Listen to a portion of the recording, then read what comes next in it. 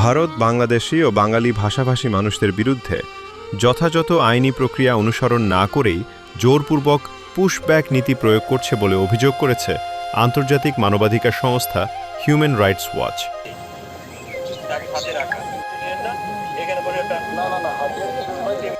সংস্থাটির মতে সীমান্ত এলাকায় আটক ব্যক্তিদের পরিচয় ও নাগরিকত্ব যাচাই ছাড়াই অনেক ক্ষেত্রে বাংলাদেশে ঠেলে পাঠানো হচ্ছে, যা আন্তর্জাতিক মানবাধিকার আইন ও ন্যায্য বিচার প্রক্রিয়ার পরিপন্থী। HRW বলছে, এ ধরনের পদক্ষেপে প্রকৃত ভারতীয় নাগরিক বা বৈধ বাসিন্দারাও ক্ষতিগ্রস্ত হওয়ার ঝুঁকিতে রয়েছেন।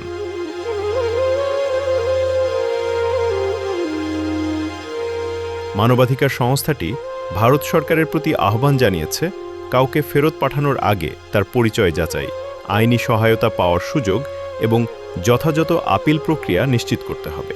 একই সঙ্গে সীমান্ত ব্যবস্থাপনায় মানবাধিকার ও আন্তর্জাতিক আইন মেনে চলার উপর গুরুত্বারোপ করেছে সংস্থাটি।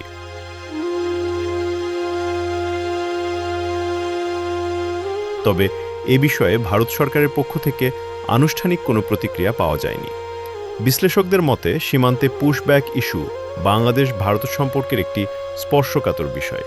মানবাধিকার সংস্থাগুলোর উদ্বেগের ফলে বিষয়টি আন্তর্জাতিক পরিমণ্ডলেও নতুন করে আলোচনায় এসেছে।